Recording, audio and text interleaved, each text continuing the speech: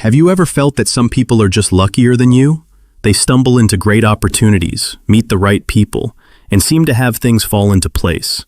Meanwhile, you keep hitting dead ends. Is luck really random? Or can you actually do something about it?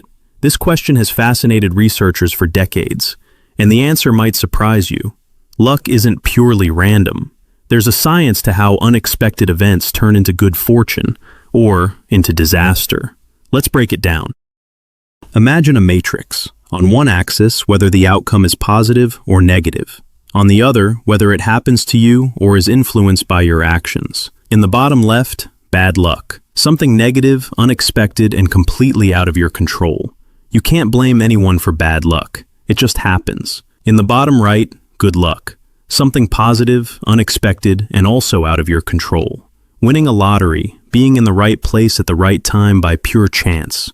Great when it happens, but you can't rely on it. Then there are two more interesting types. Top left, Zemblanity. This is misfortune by design. Negative outcomes that are built into fragile systems, habits, or routines. It looks like bad luck in the moment, but in hindsight, it was predictable and avoidable. For example, leaving for the airport with zero buffer time. A small traffic jam causes you to miss your flight. That's not bad luck, that's Zemblanity. You built the trap yourself. Top right, Serendipity. This is positive luck that depends on how you engage with the unexpected. The event itself is random, but your response determines whether it becomes a good outcome. That's the kind of luck you can cultivate. Serendipity happens when three things come together. An unexpected trigger, something random, like spilling coffee on a stranger. You connect the dots.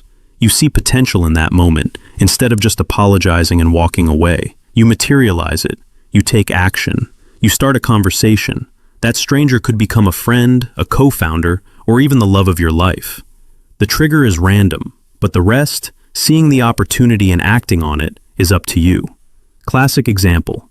In 1968, a scientist was trying to create a strong glue. He accidentally created a weak one instead. Seemed useless. But years later, a colleague used that weak glue to keep bookmarks from falling out of his hymn book, and the Post-it note was born. That's serendipity. Over the last decade, researchers have studied hundreds of serendipity stories and found a repeatable process. You can train yourself to become more serendipitous. First, see more triggers. Ask yourself simple questions like, what surprised me this week? Train your brain to notice unexpected events instead of ignoring them. Hidden in those surprises might be valuable information. Second, seed more triggers. When you introduce yourself, don't give a one-dimensional pitch. Share multiple interests or curiosities. That gives others more dots to connect with you. For example, instead of saying, I'm a marketing consultant, say, I help brands grow, but I'm also really into urban gardening and I have a toddler who just learned to negotiate. Now you've created potential connection points. Third, connect the dots better. In unexpected moments, ask yourself, can I find some meaning in this? Not every surprise is useful, but some are. You have to be open to seeing the possibility. Fourth, act on it. This is where most people fail.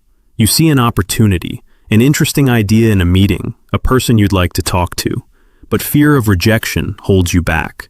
The real risk isn't rejection, it's the regret of never trying.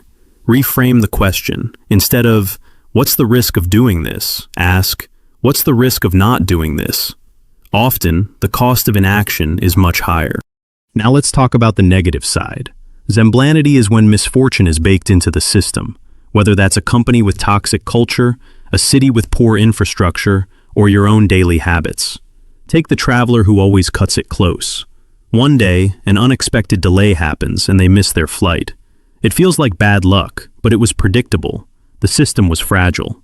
Or the person who refuses to use a walking stick despite being told to, then one day falls down the stairs.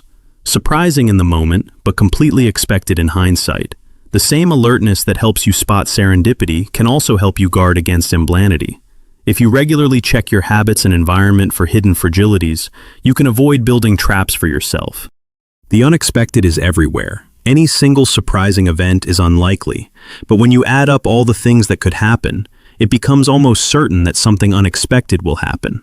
We can't plan for everything. Life isn't a straight line, it's a squiggle. That's why you need to build a serendipity muscle. not toxic positivity. You don't ignore pain or grief. You acknowledge it. Then you ask, what can I still control? What can I focus on now? This mindset isn't a cure-all. Education, networks, and safety nets matter a lot. But on an individual level, your mindset is one of the most effective tools you have to turn unexpected events into opportunities and to avoid turning them into disasters. You can't choose the fires, the storms, or the crises that hit your life, but you can choose how you meet them. And that choice is where serendipity begins, the unexpected starting point for a new chapter, maybe even a whole new book. So next time something unexpected happens, pause, see the dot, connect it, and act. Because luck isn't just something that happens to you, it's something you can cultivate. If you liked this video, hit like and subscribe. See you in the next one.